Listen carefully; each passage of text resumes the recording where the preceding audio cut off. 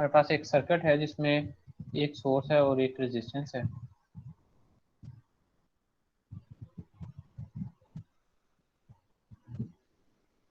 12 volt का source है और 2 किलो ओम की रेजिस्टेंस है।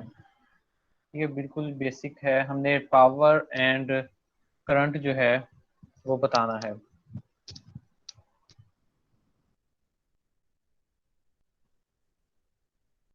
तो इसमें हम ओहम्स लॉ अप्लाई कर देंगे, V is equal to I R. तो करंट अननोन है हमारे पास इसमें और पावर अननोन है।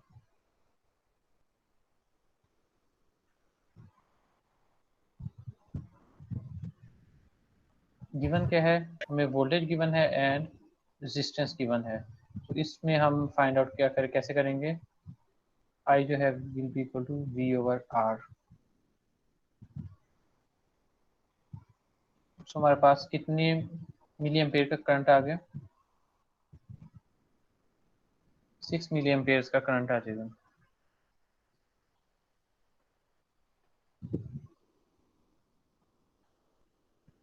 ठीक है, अब पावर फाइंड करनी है तो पावर का हमारे पास फार्मूला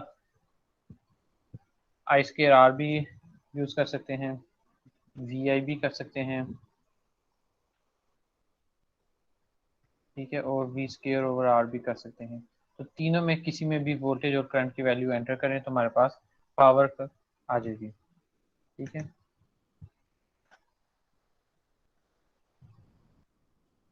ये तो सिंपल है ना, सबको याद है ये वाला यहाँ तक, जी पता है सर। ना। ठीक है, अब इसको थोड़ा सा लूप बनाते हैं इसमें, यानी नेटवर्क ज़रा थोड़ा सा कम्प्लेक्स करते हैं इसमें।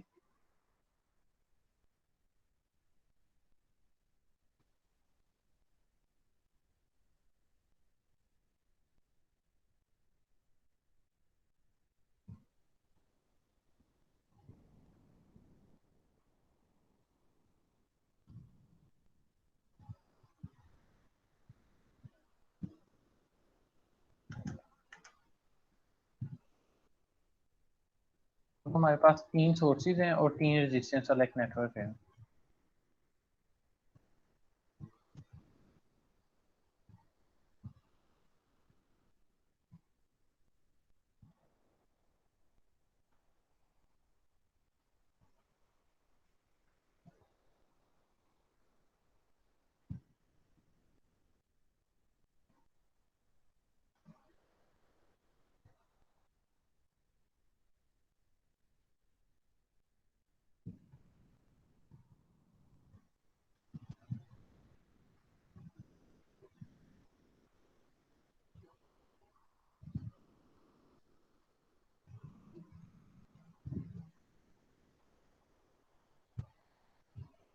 अच्छा, इसमें हमारे पास ये ये R1 रेजिस्टेंस है, ये R2 है और ये R3 है। अगर हमें दो वोल्टेजेस गिवन हो, इसके क्रॉस वोल्टेज VR1 है, इसके क्रॉस वोल्टेज VR2 है, ये अगर हमें गिवन हो तो हमने ये फाइंड करना है VR3।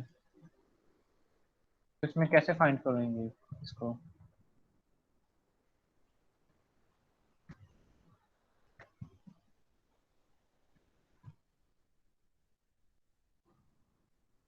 KCL लगाएंगे या KVL लगाएंगे। सर इसमें केवीएल लगाएंगे। ठीक है, बिल्कुल सही है। सो लगा देते हैं जी। सो यूज करना है क्लॉकवाइज।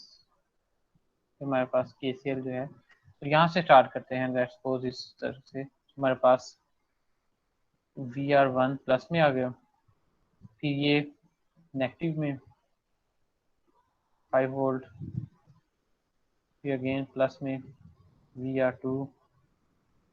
इसके मल्टीपल वेज हो सकते हैं, ऐसा भी लिख सकते हैं आप, सोर्सेज एक तरफ लिख दें और जो जिनके पास ड्रॉप हो रहे हैं वो, अब देखें ये सोर्स है नेगेटिव से पॉजिटिव, यानी ये पॉजिटिव, यानी पहले कम थी वैल्यू फिर ज़्यादा हो गई, यहाँ भी वैल्यू ज़्यादा हो रही है बार, और इस तरफ भी। तो ये हमारे पास 3 सोर्सेज हैं।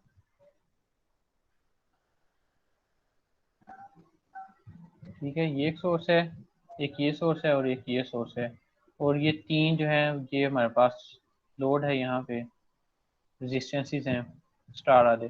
तो इसको पोलैरिटी की असम्पशन ये कर लेते हैं कि जो सोर्सेज हैं उनको नेगेटिव और जो बाकी लोड है उसको पॉजिटिव। तो यहाँ पे अब VR3 पहले 15 आ गया माइनस का। सर केवीएल रूल के अकॉर्डिंग तो जब हम negative terminal to positive terminal जा रहे होते हैं तो हम पॉजिटिव साइन लगाते हैं, लेकिन यहाँ तो -5 है, वो कैसे? नेगेटिव टू पॉजिटिव अगर जा रहे हैं, नेगेटिव टू पॉजिटिव का मतलब है सोर्स। ठीक है, ये जी सर। कन्वेंशन है। बुक में आपको ऐसे मिलेगा कि अब अगर इस तरफ डायरेक्शन है ना करंट की, negative to positive voltage source है, ठीक है, तो इसमें ये नेगेटिव ही आएगा और ये जाहिर कर रहा है सोर्स को। ठीक है, ओके सर। देख रहे हैं आप, आपने करंट की डायरेक्शन देखनी है, पहले इसको कौन सा पाथ मिलेगा। सर पहले नेगेटिव। तो बस आपने उस ये याद रखना कि जो पहले है ना वो लिख लेना है नेगेटिव, सोर्स को भी भूल जाएंगे, सिंक है सोर्स है, जो पहले है ना उसको देखें। अब यहाँ पे पहले पॉजिटिव था, फिर नेगेटिव, फिर positive, negative and positive, VR3 फिर -30 इज इक्वल टू 0। अब हमारे पास VR1 plus VR2 plus VR3 किसके बराबर आ गया, 50 के बराबर आ गया। अब ये दो अननोन क्वांटिटीज हैं, ये नोन है और ये अननोन है। ठीक है, तो जो अननोन है उसको एक साइड पर रख लें, बाकी दोनों जो है लेट्स सपोज ये 8 और 12 वोल्ट हमें गिवन है, ये 8 वोल्ट है, ये 12 वोल्ट है, तो VR3 कितना हो जाएगा, 50 minus 12 minus 8 should be equal to 30 volt. Sir ये 50 कैसे बना है? इनको सम कर लेना, नेक्स्ट इसको जो कांस्टेंट टर्म्स थी 30, 15 एंड 5। सर -12 और -8 वैल्यूज आपने सपोज की हैं VR1 एंड VR2 के हाँ जी, लिए। ये गिवन थी हमें ना, बाद में बताया, क्वेश्चन ऐसे था कि ये लेट्स सपोज एग्जांपल है बुक की ना, कि लेट्स सपोज हमारे पास ये सर्किट गिवन है, we have to find VR3 if VR1 and VR2 are known quantities. जब हमें पता चल गया ये नोन है फिर तो हम इजीली फाइंड आउट कर सकते थे, तो हमने यहाँ तक एक वेरिएबल के साथ बना लिया फार्मूला। ठीक है, आपको मैंने शायद पहले बताया कि जो अननोन टर्म होती है ना उसको वेरिएबल के तौर पे लिख के सॉल्व कर लिया करें सारा ना। ठीक है, जैसे फॉर एग्जांपल NTS वगैरह के या कहीं पे क्वेश्चन आ जाता है MCQs वगैरह में, अननोन टर्म होती है उसको एक्स वाई इस तरह सपोज करके एक उसका फार्मूला बना ली, इक्वेशन बना ली। यहाँ पे भी जी हमने वही मेथड यूज करके इक्वेशन बना ली, यहाँ तक हमें पता चल गया। अब जो टर्म्स नोन है फिर हमें एंड पे बताया गया कि ये 8 वोल्ट है, ये 12 वोल्ट है, तो हमने वो वैल्यूज एंटर कर ली, थर्ड अननोन क्वांटिटी वो हमें मिलती थी। Okay sir. ठीक, अब इसमें कैपेसिटर, कैपेसिटर की हमने कम एग्जांपल्स की हैं, ठीक है, उसको भी साथ शामिल कर लें।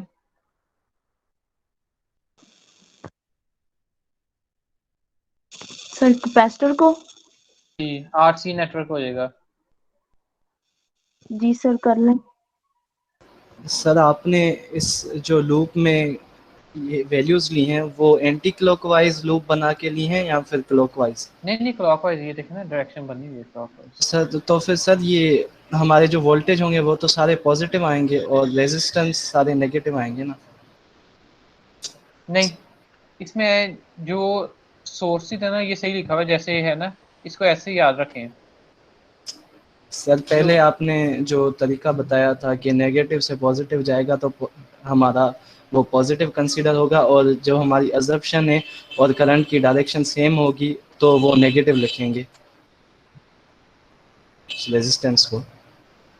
ये ऐसे पहले भी ऐसे बताया था, लेकिन वो सिर्फ जो आपको बुक है ना physics of scientist and engineers उसमें ऐसे है। अब आपने ये ज्यादा इजी वे है कि आप देखिए अब एक तो ये तरीका हो गया, दूसरा इसका वे क्या हो सकता है कि आप इसको मे बी उसमें एंटी क्लॉकवाइज डायरेक्शन ली हो, ठीक है, इस वजह से नेगेटिव आ गया हो। सर उसमें सर सर आंसर सेम ही आना है सर, जैसे भी हम कंसीडर हाँ करें। जी, एक तो उसके अकॉर्डिंग हमने साइन चेंज करना होता है। बस आप बेटा ये बात ज्यादा कंफ्यूजन ना करें बाकियों को भी, सिर्फ ये बात याद रखें कि जो पहला साइन है ना, अब आपने क्लॉकवाइज ली है, तो पहला साइन क्या है, नेगेटिव है, तो नेगेटिव लिख लें, ठीक है, ये इजी है ना याद रखने का भी, ठीक है। एक ये हो सकता है, दूसरा तरीका ये हो सकता है कि सम ऑफ सोर्सेज और जो सिंक है या लोड है, सम of voltages of load and sum of voltages of source दोनों इक्वल होते हैं।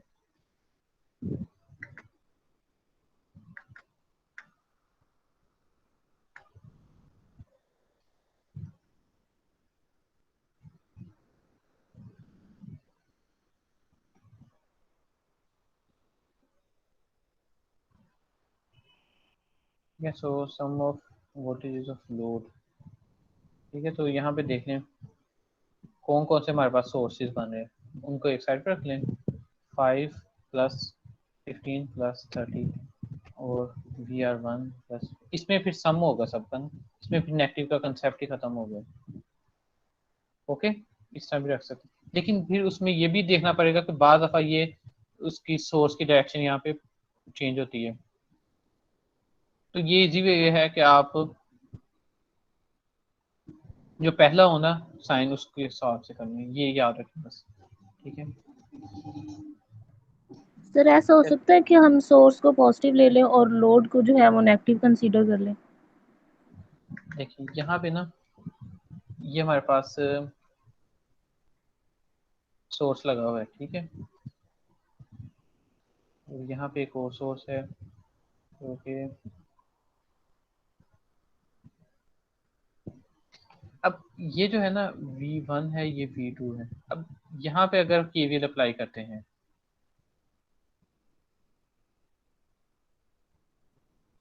क्या बनेगा जी, -V1 प्लस VR1, अब यहाँ पे भी +V2 बनेगा।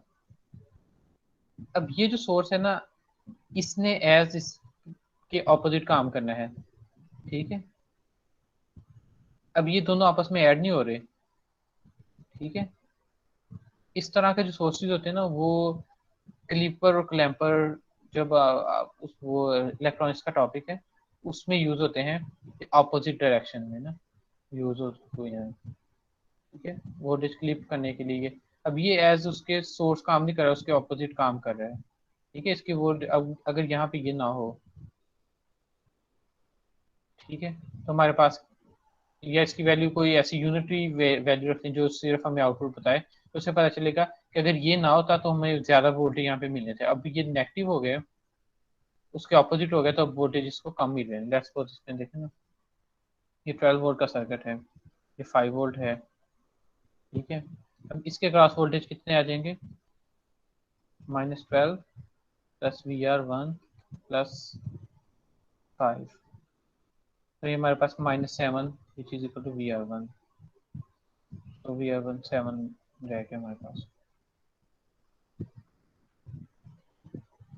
प्लस का 7 रह गया ना, ये उधर गया तो +7, VR1 हमारे पास +7 रह गया। अगर यहाँ पे हमारे पास ये 5 वोल्ट ना होते, तो उस वक्त हमारे पास VR1 कितने मिल रहा होना था, 12 वोल्ट ही मिल रहा होना था, इसका मतलब है ये इसकी वैल्यू को यहाँ पे एस लोड काम कर रहा है, वैल्यू ड्रॉप हो रही है। तो डायरेक्शन की बस ये बात याद रखें कि जो पहला साइन आ रहा है उसके अकॉर्डिंग आपने डायरेक्शन की वैल्यू लेनी है। अच्छा, ये हमारा मेन टॉपिक आज का रजिस्ट्रिंग नेटवर्क ही चल रहा था, लेकिन लास्ट में हमने ना कैपेसिटर की कम एग्जांपल्स की थी, तो एक तो हम RLC सर्कल का बनाते हैं ताकि उस पर भी KVL लिखाना आपको आए।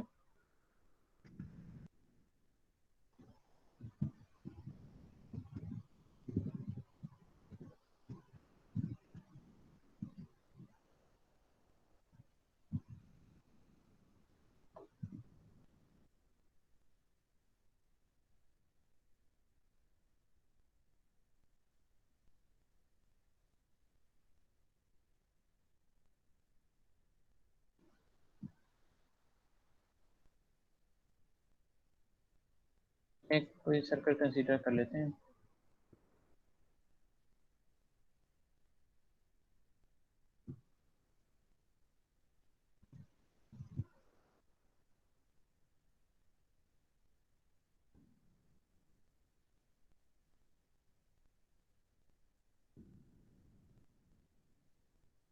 एक सिंपल RLC सर्कल कंसीडर करते हैं।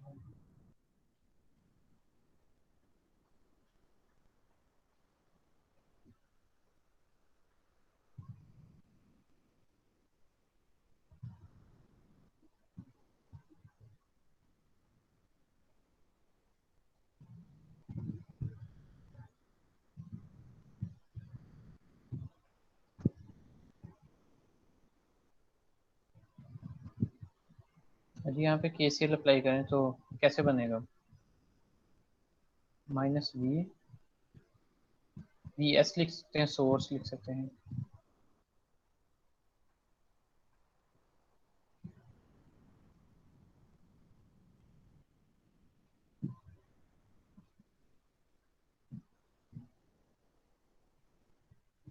अब इसके क्रॉस वो ये वोल्टेज जो है कौन सा लॉ लगता है?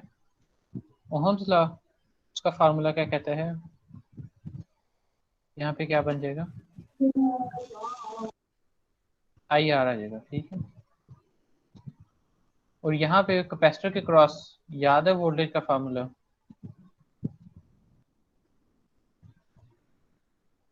सर Q/C शायद।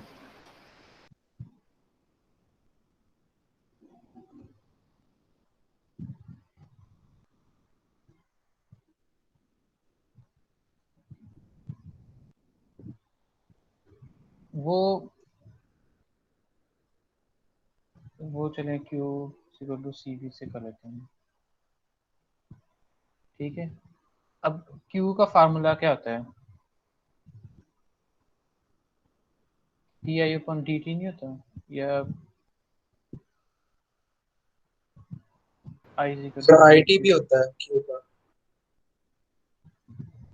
अब यहाँ से अगर हमने V का फार्मूला बन गया 1/c integral of IT dt, ये हमारे पास फार्मूला बन गया। I of t dt, ठीक है। ये बात हमको समझ आ गई। कैपेसिटर की क्रॉस वोल्टेज जो है हमने कैसे फाइंड आउट किए? ये उसका फार्मूला था 1/c integral of I of t dt, ठीक है। जैसे इंडक्टर के इंडक्टर के फार्मूले क्या होते हैं? V = L/di/dt, voltage across inductor. और करंट अक्रॉस इंडक्टर क्या होता है? 1/L, ठीक है, V dt। ये फार्मूले याद है सबको? ये समझ आई इस बात की? बताए ना। जी सर सर आगे। यहाँ पे करंट जो है वो हम कांस्टेंट लेंगे उसको छोड़े ना, इंटीग्रल करंट में। कांस्टेंट नहीं है ना, करंट तो वेरिएबल होगा, डिपेंडेंट अपॉन टाइम है। Okay sir. सर ठीक जब है, इंटीग्रेशन करेंगे उस हिसाब से। हाँ जी। उसमें अभी देखते हैं, मैं अब करता हूँ आगे। यहाँ पे बताएं, बाकी ये फार्मूला यहाँ तक समझ आ गया। करंट अभी सॉल्व हो जाता है। अब देखिए इंटीग्रेशन है, इसको खत्म करने के लिए हमें क्या लेना पड़ेगा? डेरिवेटिव लेना पड़ेगा, ठीक है। सो यहाँ पे जब कांस्टेंट का डेरिवेटिव 0 आ जाएगा, बाकी यहाँ पे R di/dt प्लस 1/c, ये डेरिवेटिव से इंटीग्रेशन कैंसिल आउट होगी। सो I/c हमारे पास रह गया = 0, ठीक है। जैसे सेम हमने उस इंडक्टर के केस में किया था, हमारे पास करंट आ गया था, उसका डेरिवेटिव साथ, उसमें भी फिर लॉग लिया, एंटी लॉग लिया, तो इस तरीके से सॉल्व कर सकते हैं। लेकिन ये भी हमारे पास कौन सी इक्वेशन बनी है? फर्स्ट ऑर्डर डिफरेंशियल इक्वेशन बनी है। इस इक्वेशन का नाम क्या होगा? कौन से ऑर्डर की डिफरेंशियल इक्वेशन है? First order. कैसे पता चला फर्स्ट ऑर्डर है? सर क्योंकि यहाँ पे डिफ्लेक्शन की डिग्री 1 है। हाँ जी, ठीक। अब अगर हमारे पास यहाँ पे इंडक्टर भी साथ लगा होता, ठीक है, तो वो हमारे पास भी बनना था सेकंड ऑर्डर डिफरेंशियल इक्वेशन। अगर आरएलसी सर्किट होता, तो आरएलसी सर्किट लेते हैं जनरल सा, ठीक है, उसको फिर करते हैं सॉल्व।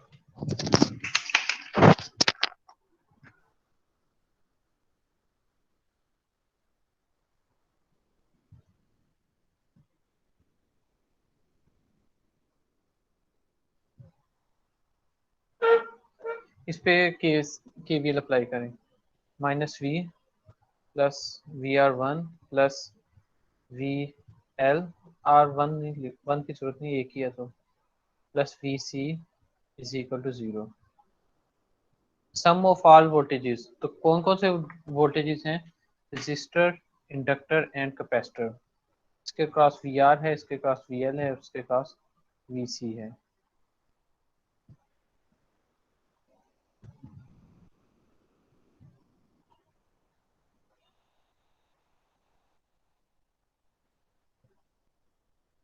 ठीक है, इस सब इसकी यहाँ तक समझ आ गई सबको इस लाइन की? हमने यहाँ पे केवीएल अप्लाई किया है, starting from this voltage source minus V, फिर प्लस वी आर, फिर plus V L and then C. तो ये हमारे पास एक आर एल सी सर्किट था, minus V as it is आ गया, plus I R plus voltage cross inductor का formula L D A by D T plus one over C integral of I of T and D T. यहाँ पे भी variable लिख लें equal to 0। अब इसका हमें क्या लेना पड़ेगा? इस इक्वेशन का इंटीग्रेशन खत्म करने के लिए डेरिवेटिव लेना पड़ेगा। तो ये 0 हो गया, R T I by D T plus, अब यहाँ पे क्या हो जाएगा? डबल डेरिवेटिव हो जाएगा, L D square I over D T plus one over C, यहाँ पे I of T is equal to 0। अब सेकेंड डेरिवेटिव ए साइड पे लिख लें,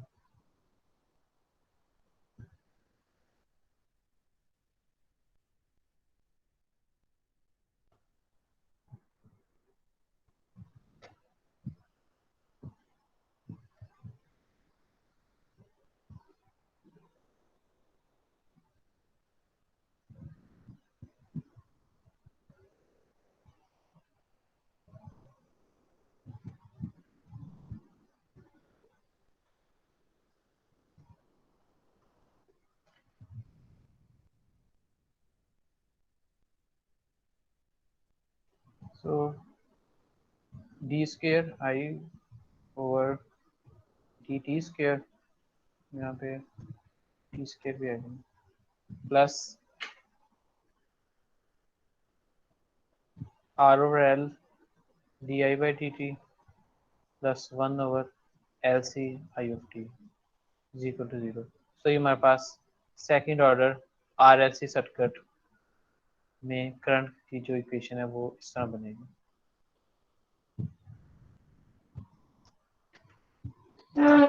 यहाँ तक बताएं, किसी का भी कोई क्वेश्चन हो, कोई चीज़ समझ नहीं आई हो तो उसको दोबारा बता देता हूँ मैं। सर ये लास्ट 2 स्टेप समझ नहीं आए। ठीक है, मैं बताता हूँ अभी। ये देखिए, इसकी समझ आ गई, सिंबल वोल्टेजेस लिखनी है। जी सर, यहाँ जब डेरिवेटिव अप्लाई किया है उधर से समझ नहीं आया। ठीक है, उसके बाद ये वैल्यूज एंटर कर दी, ये हमने पहले भी एंटर की हैं। अब यहाँ पे देखें, जब इसका डेरिवेटिव लिया तो ये 0 हो गया। अब आर एज इट इज आ गया, आई ऑफ टी का derivative D I by D T आ गया। अब यहाँ पे पहले एक डेरिवेटिव था, जब इसका डेरिवेटिव लेंगे तो वो डबल डेरिवेटिव हो जाएगा। एल एज इट इज आ गया, इसका डेरिवेटिव डबल हो गया। देखें ना, अगर फॉर एग्जांपल एक डेरिवेटिव पहले ही मौजूद है, इसका डेरिवेटिव आप अगेन ले लें तो क्या हो जाएगा? डबल डेरिवेटिव हो जाएगा। ठीक है, अब हम इस पूरी इक्वेशन का डेरिवेटिव लिया है with respect to D T. So यहाँ पे देखें, with respect to D T आ गया, यहाँ पे पहली डेरिवेटिव था, जब अगेन लिया तो डबल डेरिवेटिव हो गया। सर मैं पूछ रही हूँ कि v का डेरिवेटिव 0 कैसे है? वो कांस्टेंट है ना, टर्म कांस्टेंट टर्म है। सर ये तो सीरीज में है, इसमें v कांस्टेंट कैसे हो गया? आई नहीं होना चाहिए कांस्टेंट। नहीं, v जो है ना हमारे पास एक डीसी सोर्स है, तो डीसी वेरिएबल नहीं होता। जो हमारे पास करंट है ना वो वेरिएबल है because of the inductor and, अच्छा हाँ इसमें ना क्योंकि कैपेसिटर लग गया ना तो अब कांस्टेंट नहीं होगा। पिछले वाले एल वाले सर्किट में होता है, सी वाले में ये भी साथ वेरिएबल होगा बिकॉज ऑफ द कैपेसिटर। ठीक है, क्योंकि वो कैपेसिटर ने इसकी वैल्यू को स्लो स्लो चेंज करना है, तो यहाँ पे वी ऑफ टी आ जाएगा। जब यहाँ पे वी ऑफ टी आएगा फिर इसका साथ डी वी लिख देते हैं। ठीक है, तो यहाँ पे अगर डेरिवेटिव इसको कांस्टेंट है तो यहाँ पे ऐसे भी लिख सकते हैं, D V of T over D T. वो डिपेंड करता है कि इसकी वैल्यू कितनी है, वोल्टेज की वैल्यू। अगर तो वो कांस्टेंट है, अगर तो डीसी ने तो काम नहीं करना, यहाँ पे एसी लगाना पड़ेगा। कैपेसिटर है ना, एसी सोर्स ही लेंगे। ठीक है, तो ये हो गया। इसको मैं थोड़ा सा करेक्शन कर दूं।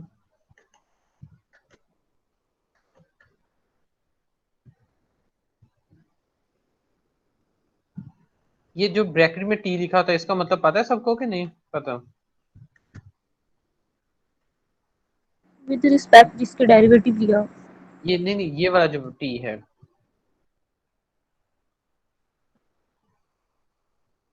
ये जो जैसे आई ऑफ टी है, sir current in time t। हाँ जी, इसका मतलब ये होता है कि ये टाइम डिपेंडेंट है, ये टाइम के साथ चेंज होगा।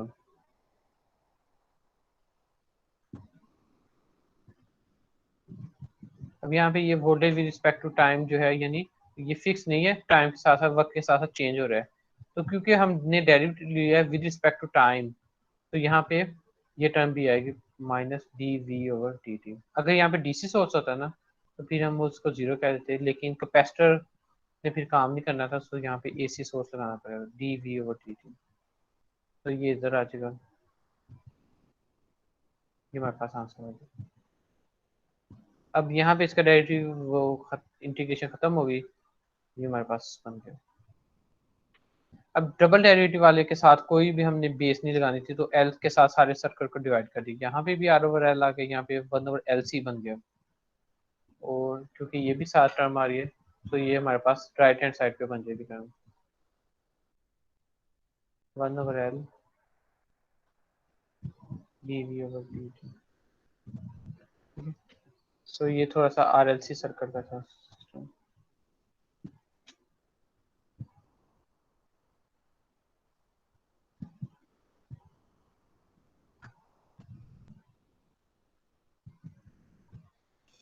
सर इस बात को दोबारा बता दें कि हमने सिर्फ एल से क्यों डिवाइड किया, आर और सी से क्यों नहीं डिवाइड कर सकते? हमने ना जो डबल डेरिवेटिव वाला है उसके साथ कोई बेस नहीं लगानी। ठीक है, जो ताकि इसकी रीजन ये होती है कि इसको कंपेयर करना हो ना, फॉर एग्जांपल स्टैंडर्ड फॉर्म के साथ बात दफा ना, तो उसमें फिर हमें ये जरूरत पेश आती है कि यहाँ पे वेरिएबल ना हो। ठीक है, तो वैसे तो इसका लेप्लास ट्रांसफॉर्म लेके तो इजीली ये सॉल्व हो जाएगा, इसमें कोई इशू नहीं है, लेकिन इसको बस स्टैंडर्ड ये किया जाता है कि यहाँ पे कोई वैल्यू ना हो, उसकी फॉर्मेटिंग ही की हुई है बस। समझ लो इसका फॉर्मेट बेहतर किया हुआ है और कोई रीजन नहीं है, इजीली सॉल्व हो जाएगा, ना भी डिवाइड करें फिर भी इजीली सॉल्व हो जाएगा। Okay sir.